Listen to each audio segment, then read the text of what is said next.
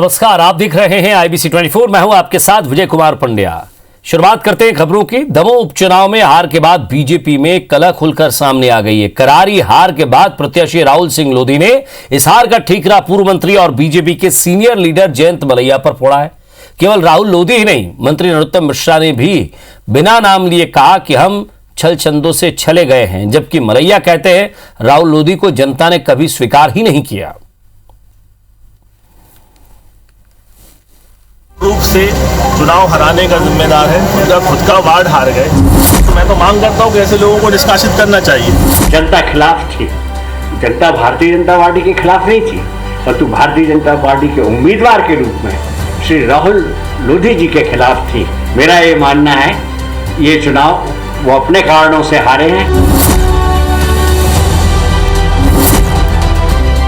दमोह उपचुनाव में एड़ी चोटी का जोर लगाने के बाद भी बीजेपी प्रत्याशी राहुल लोधी की हार ने पार्टी की अंतर्कलह को सतह पर ला दिया। कोरोना के घोर संक्रमण काल के बावजूद पार्टी का पूरा फोकस चुनाव पर दिखा। प्रदेश भाजपा सरकार के 20 से ज्यादा मंत्रियों समेत पूरा संगठन चुनाव में जी जान से जुटा रहा। बावजूद उसके राहुल लोधी की पराजय ने पार्टी में आरोपों की आंधी ला दी। हार के फौरन बाद पार्टी प्रत्याशी राहुल लोधी ने इसका ठीकरा पूर्व मंत्री जयंत मलैया और उनके परिवार पर फोड़ दिया। दरअसल भाजपा में दमोह सीट जयंत मलैया की परंपरागत सीट रही है। 7 बार वो इस विधानसभा सीट से चुनकर विधायक बने, मंत्री पद पर रहे। लेकिन कांग्रेस छोड़ भाजपा में शामिल राहुल लोधी को टिकट देने के बाद से ही मलैया परिवार की नाराजगी की खबरें सुर्खियां बनती रही।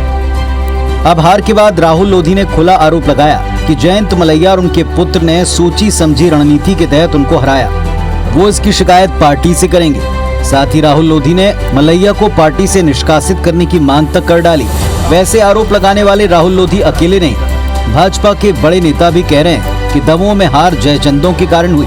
केंद्रीय मंत्री प्रहलाद सिंह पटेल ने भी बीजेपी को आने वाले खतरों को लेकर आगाह किया है। दमोह नहीं हारे, हम छले गए छलछन्नों से, और इस बार लड़ाई हारे हैं अपने घर के जयचन्नों से। ज्यादा खुशी न मनाए कांग्रेस, थोड़ी प्रतीक्षा करे। कमलनाथ जी का ध्यान वहां नहीं जा रहा जब पूरे देश में सफाया हो गया। दमोह सीट पर करीब 3 दशक से बीजेपी का कब्जा रहा। पूर्व वित्त मंत्री रहे जयंत मलैया यहां से लगातार चुनाव जीतते आए हैं। 2018 विधानसभा चुनाव में मलैया चुनाव हार गए। अब उपचुनाव में मलैया अपने बेटे सिद्धार्थ मलैया के लिए टिकट चाहते थे। मलैया समर्थक भी खुलेआम बगावत की चेतावनी दे चुके थे। हालांकि चुनावी मैनेजमेंट में माहिर बीजेपी ने दमोह में भितरघात को खत्म करने जयंत मलैया के हाथों चुनाव की कमान सौंप दी थी। लेकिन ये पैंतरा भी चुनाव में बीजेपी के काम नहीं आया। इधर कांग्रेस भी इस हार पर भाजपा की अंतर्कलह को ही जिम्मेदार बता रही है। अंतर्कलह की स्थिति यह है कि खुद राहुल लोधी जी ने कह दिया है कि जयंत मलैया जी ने मुझे हराया। नरोत्तम मिश्रा जी गृह मंत्री वो कह रहे हैं कि जयचंद लोग, उनका इशारा भी उन्हीं की तरफ है, जयचंद लोगों ने बीजेपी को हरा दिया। तो ये कलह तो चलेगा। जाहिर है दमोह की हार से प्रदेश सरकार की सेहत पर कोई फर्क नहीं पड़ने वाला, लेकिन इस अंतर्कलह ने बीजेपी की मुश्किलें जरूर बढ़ा दी हैं। बड़ा सवाल यही है, इन दरारों से पार्टी कब और कैसे उबर पाएगी। सुधीर दंडोतिया, IBC 24, भोपाल। असम में कांग्रेस की हार ने छत्तीसगढ़ के सियासी गलियारों में हलचल मचा दी है। बीजेपी सत्ता पक्ष को जमकर घेरते हुए छत्तीसगढ़ मॉडल को ही फेल बता रही है। पूर्व सीएम रमन सिंह ने भी सीधे तौर पर सीएम भूपेश बघेल पर तंज कसा है। वहीं कांग्रेस विधायक शकुंतला साहू के एक ट्वीट की भी सारे दिन भर चर्चा रही। शकुंतला साहू के ट्वीट को जहां कांग्रेस पार्टी ने कार्यकर्ता की व्यक्तिगत व्यथा बताया, तो इधर बीजेपी ने इस पूरे मामले पर खूब चुटकी ली।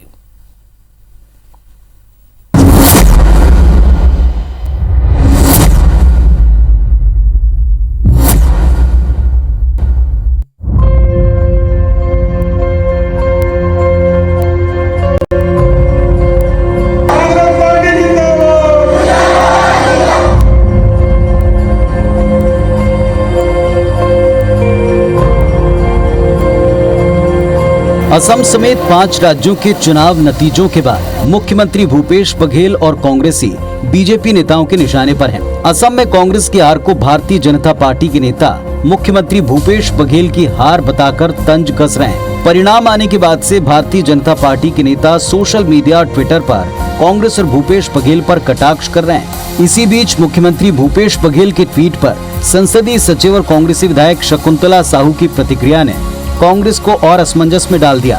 शकुंतला साहू ने ट्वीट कर लिखा कि दूसरों की जीत पर हम लोग कब तक जश्न मनाएंगे। हमें और हमारी कांग्रेस पार्टी को गहरे आत्ममंथन की जरूरत है। हालांकि कुछ ही देर बाद शकुंतला साहू ने अपनी ट्वीट को डिलीट कर दिया। वहीं कांग्रेस ने इसे कार्यकर्ताओं की स्वाभाविक प्रतिक्रिया बताया तो बीजेपी ने शकुंतला साहू के बयान को सही बताते हुए पार्टी पर निशाना साधा। जहाँ तक शकुंतला साहू जी के ट्वीट का सवाल है तो ये कांग्रेस कार्यकर्ता की व्यथा है और स्वाभाविक है कि चुनाव में आशातीत सफलता नहीं मिलती तो कार्यकर्ता उस संबंध में अपने मत व्यक्त करते हैं, विभिन्न प्रकार के विमर्श होते हैं। मैं समझता हूँ इसमें किसी भी प्रकार की कोई गलत बात नहीं है। नहीं, निश्चित रूप से कांग्रेस की स्थिति बेगानी शादी में अब्दुल्ला दीवाना जैसी हो गई है। ठीक कहा है शकुंतला साहू जी ने कि कब तक दूसरों के खुशी में खुशी मनाते रहेगी और कांग्रेस ने अपना दिन ब दिन आधार खोते जा रही है। जिस प्रकार से बंगाल में उसकी हालत हुई है या असम में, कांग्रेस के लिए चिंतन का विषय है। असम में हार के बाद बीजेपी राज्य सरकार पर तीखे हमले बोल रही है। पूर्व मुख्यमंत्री रमन सिंह ने सीएम भूपेश बघेल पर तंज कसते हुए लिखा कि मैंने पहले ही कहा था, भूपेश बघेल जहां जहां चुनाव प्रचार के लिए जाते हैं वहां कांग्रेस हारती है। बिहार, यूपी, अमेठी के बाद असम में भी ये बात एक बार फिर साबित हुई। कांग्रेस के झूठे वायदे और झूठी गारंटियों को जनता ने नकार दिया है। वहीं प्रदेश में विपक्ष परिणाम के बाद सरकार के छत्तीसगढ़ मॉडल पर भी सवाल उठा रही है। नेता प्रतिपक्ष धर्मलाल कौशिक ने राज्य सरकार पर निशाना साधते हुए कहा कि असम के लोगों ने छत्तीसगढ़ के मॉडल को अस्वीकृत कर दिया है। छत्तीसगढ़ मॉडल लेकर के गए थे कि छत्तीसगढ़ मॉडल वहां पर चलाएंगे। असम के लोगों ने छत्तीसगढ़ के मॉडल को अस्वीकृत कर दिया। काठ के हंडी एक बार चढ़ती है, दोबारा नहीं चढ़ती। एक बार धोखे से झूठा घोषणा करके ये सरकार आ गई है, लेकिन आने के बाद में यदि ये कहे कि ये चल जाएगी तो दूसरे प्रदेश में चलने वाले नहीं है। और वहां के लोगों ने कहा कि आपका काम यहाँ पर नहीं है, आप छत्तीसगढ़ संभालने की स्थिति में नहीं हो, यहाँ क्या आए हो। कुल मिलाकर असम में हुई हार पर छत्तीसगढ़ के सियासी गलियारे में बयानों के तीखे वार जारी हैं। वजह भी साफ है, पार्टी ने प्रदेश कांग्रेस नेताओं को असम चुनाव में अहम जिम्मेदारी दी। छत्तीसगढ़ कांग्रेस के नेताओं और कार्यकर्ताओं ने भी पूरा जोर लगाकर असम में छत्तीसगढ़ मॉडल का जमकर प्रचार किया। बावजूद इसके पार्टी को असम में हार का सामना करना पड़ा। बहरहाल ये वार पलटवार प्रदेश पॉलिटिक्स में कितना असरदार साबित होगा, ये बड़ा सवाल है। राजेश मिश्रा, IBC 24, रायपुर। मुख्यमंत्री भूपेश बघेल ने राज्य के लघु और मध्यम व्यवसायियों को जीएसटी रिटर्न में राहत देने की मांग की है। केंद्रीय वित्त मंत्री निर्मला सीतारमण को चिट्ठी लिखकर मुख्यमंत्री ने कहा है कि 9 अप्रैल से 6 मई तक कंटेनमेंट जोन और लॉकडाउन के कारण व्यवसायियों को कई तरह की विवरणी देने में दिक्कतें आ रही हैं। मुख्यमंत्री ने अप्रैल और मई महीने में जमा किए रिटर्न्स की तारीखों में 2 माह का एक्सटेंशन मांगा था। साथ ही व्यवसाय संचालन के लिए गए लोन के मूलधन और ब्याज की किश्तों के भुगतान की समय सीमा को कम से कम 3 माह तक स्थगित करने की मांग की है। Chhattisgarh chamber of commerce and industry ने मुख्यमंत्री भूपेश बघेल से मामले में हस्तक्षेप करने की मांग की थी, जिसके बाद सीएम भूपेश बघेल ने ये चिट्ठी लिखी है।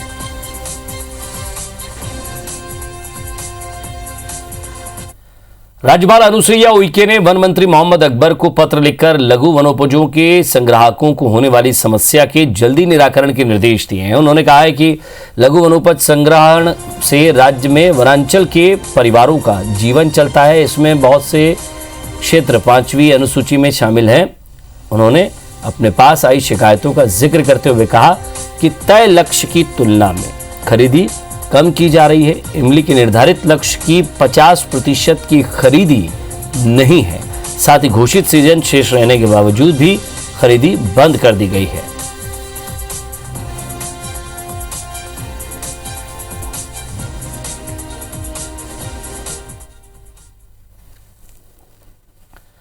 मध्य प्रदेश में 18 से 44 साल तक के लोगों को कोरोना वैक्सीन 5 मई से लगनी शुरू हो जाएगी और ये निर्णय मुख्यमंत्री शिवराज सिंह चौहान ने हाई लेवल मीटिंग में लिया। इससे पहले उन्होंने केंद्रीय मंत्रियों से भी चर्चा की थी। साथ ही पत्रकारों को भी जिलेवार विशेष शिविर लगाकर वैक्सीन लगाई जाएगी। मुख्यमंत्री शिवराज सिंह चौहान ने कहा कि प्रदेश को 5 करोड़ 19 लाख डोज की जरूरत है। सरकार ने कोविशील्ड के 45 लाख और कोवैक्सीन के 10 लाख डोज के ऑर्डर दिए हैं, लेकिन अभी डिलीवरी नहीं हुई है। हालांकि शुक्रवार रात हैदराबाद से प्रदेश में कोवैक्सीन के 1.5 लाख डोज पहुंचे हैं। भले ही 18 से 44 साल के लोगों के लिए राज्य सरकार को सीधे कंपनी से वैक्सीन खरीदना है, लेकिन किस राज्य को कितने डोज कब सप्लाई होंगे ये केंद्र सरकार को तय करना है।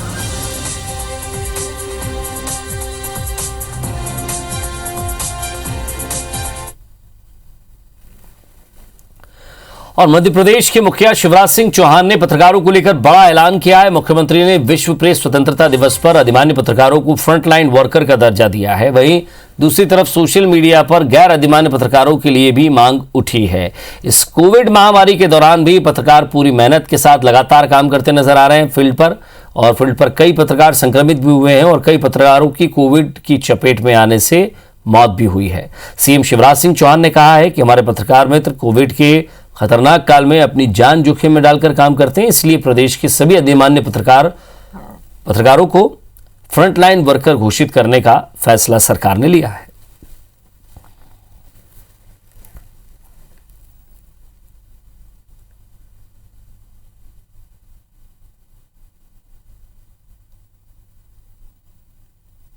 जनता कांग्रेस छत्तीसगढ़ के प्रदेश अध्यक्ष अमित जोगी ने छत्तीसगढ़ सरकार के टीकाकरण अभियान में आरक्षण लागू करने के फैसले को हाईकोर्ट में चुनौती दी है।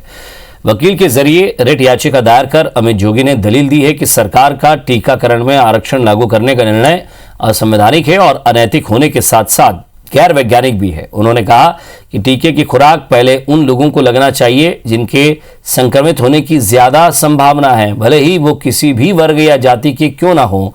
इस मामले में हाईकोर्ट जल्द ही सुनवाई कर सकता है।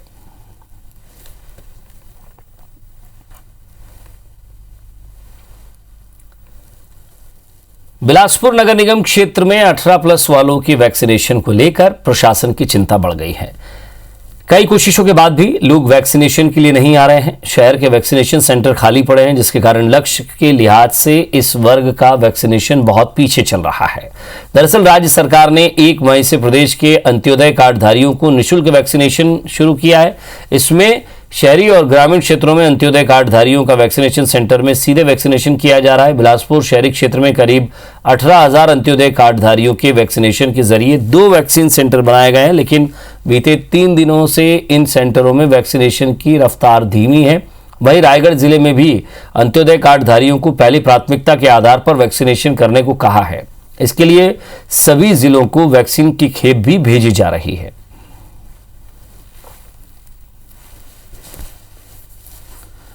सरगुजा संभाग के एकमात्र ऑक्सीजन प्लांट में ऑक्सीजन उत्पादन प्रभावित होने की आशंका बनी हुई है और यही कारण है कि सूरजपुर जिला प्रशासन के साथ साथ सूरजपुर जिला प्रशासन भी प्लांट के संचालन के लिए सहयोग में जुट गया है। इसके अलावा रायगढ़ और कोरबा से भी ऑक्सीजन की वैकल्पिक व्यवस्था की जा रही है ताकि जरूरत पड़ने पर इसका उपयोग किया जा सके। दरअसल सरगुजा संभाग के नयनपुर में स्थित ऑक्सीजन प्लांट से सूरजपुर जिले के शासकीय और निजी अस्पतालों में ऑक्सीजन की सप्लाई की जाती है। कोरिया, बलरामपुर और सरगुजा जिले के शासकीय और निजी अस्पताल में ऑक्सीजन की सप्लाई इसी के भरोसे ही है, मगर ऑक्सीजन की डिमांड एकाएक बढ़ने और प्लांट में कर्मियों की कोरोना संक्रमित हो जाने के कारण प्लांट में ऑक्सीजन का उत्पादन प्रभावित हो रहा है। ऐसे में सरगुजा जिला प्रशासन ने कर्मियों की व्यवस्था करने के लिए प्लांट प्रबंधन को हर संभव मदद देने की बात कही है।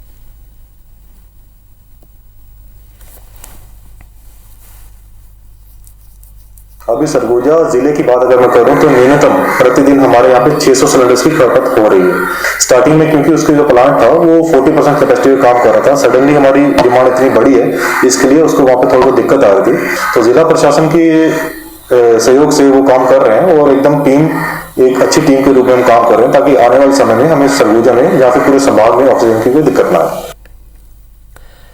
कोरोना संक्रमण और लॉकडाउन ने एक बार फिर ट्रेनों की चाल बिगाड़ दी है। यात्रियों की कमी के कारण ट्रेनों का परिचालन रद्द किया जा रहा है। लोकल और स्पेशल ट्रेन इससे सबसे ज्यादा प्रभावित हो रहे हैं। दरअसल कोरोना संक्रमण की तेजी से हो रहे फैलाव को देखते हुए बड़ी संख्या में रेल यात्री अपनी यात्रा रद्द कर रहे हैं, जिसके कारण ट्रेनों में यात्रियों की संख्या एकाएक घट गई है। यात्रियों की संख्या कम होने का असर ये हो रहा है कि रेलवे को कम यात्रियों में ट्रेनों का परिचालन करना पड़ रहा है, जिससे रेलवे को बड़ा नुकसान हो रहा है। ऐसे में अब रेलवे एक बार फिर ट्रेनों का परिचालन रद्द कर रहा है। बिलासपुर जोन के 4 लोकल यात्री और एक साप्ताहिक स्पेशल यात्री ट्रेन को रद्द कर दिया गया है।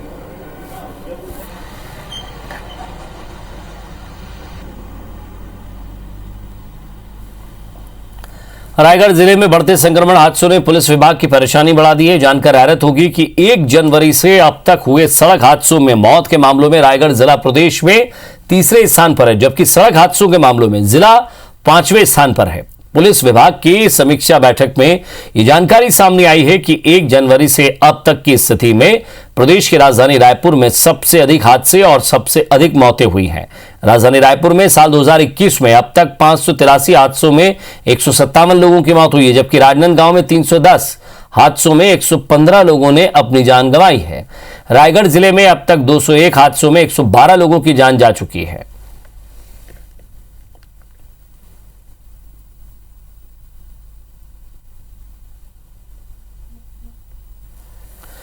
कांकेर जिले के दुर्ग कोंदल तहसील में मोबाइल नेटवर्क की समस्या को लेकर लोग परेशान हैं। लचर व्यवस्था के चलते बीएसएनएल समेत 2 कंपनियों के नेटवर्क में बात करना भी मुश्किल हो रहा है। कोविड सेंटर और महतारी या संजीवनी एक्सप्रेस को फोन करने में भी ग्रामीणों को परेशानियों का सामना करना पड़ रहा है। इसके लिए कई बार सामाजिक संगठनों, लोगों ने और यहां तक कि राजनीतिक लोगों ने भी इसे ठीक करने की बात कही, लेकिन अब तक कुछ नहीं हुआ।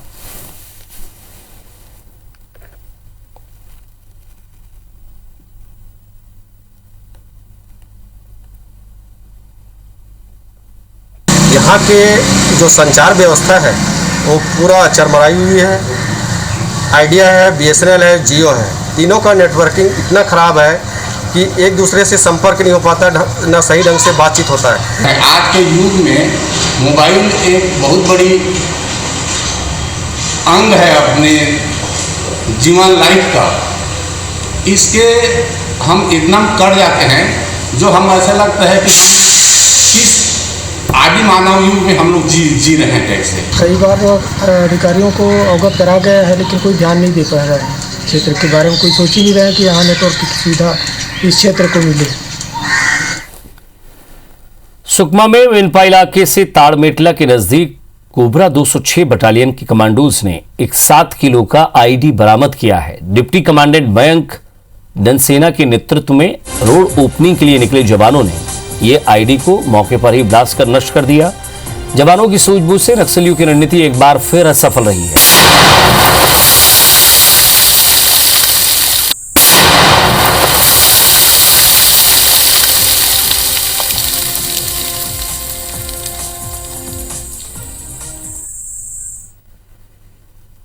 नारायणपुर जिले में बीते 23 मार्च को नक्सलियों के आईडी ब्लास्ट में डीआरजी जवान से भरी बस को निशाना बनाने वाले 3 नक्सलियों को पुलिस ने गिरफ्तार किया है।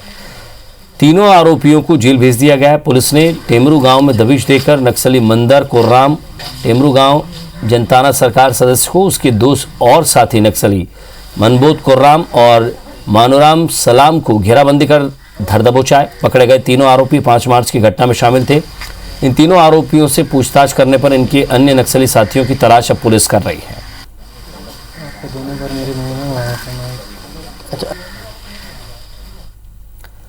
भीषण गर्मी की वजह से जबलपुर की हिरन नदी में पानी का जल स्तर घटता जा रहा है। कई जगह 2-2 किलोमीटर तक नदी पूरी तरह से सूख चुकी है।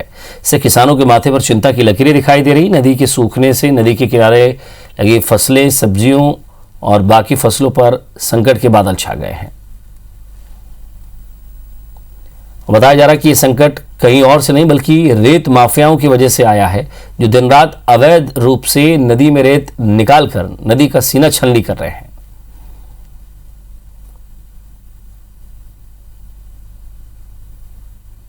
नदी सूख रही, नहर छोड़ दी जाए तो इसमें कम से कम पानी तो हो सकता है। ढोर मवेशी जो फसल सूख रही है तो इसके लिए पीने का सुविधा बन जाए और अपन तो पर सुविधा बन जाए। अधिकारियों की लापरवाही के कारण इसमें नहर का पानी नहीं छूटा है, जिसके कारण सैकड़ों गांव में जल संकट पर्याप्त जल संकट हो गया है। हिरन नदी और सुहार नदी दो ऐसी नदियां हैं जिससे इस पूरे क्षेत्र को जीवन मिलता है और हर बार गर्मियों में ये सूख जाती हैं। तो इसलिए हमारी कोशिश हर बार रहती है कि नहर से नर्मदा का पानी उसमें छोड़ा जाए। उसको हमने मझौली की नहर में भी डालने का निर्देश दिए हैं। मैं समझता हूँ बहुत जल्दी पानी यहाँ तक आ जाएगा। और इसी के साथ फिलहाल इस बुलेटिन में इतना ही। नमस्कार।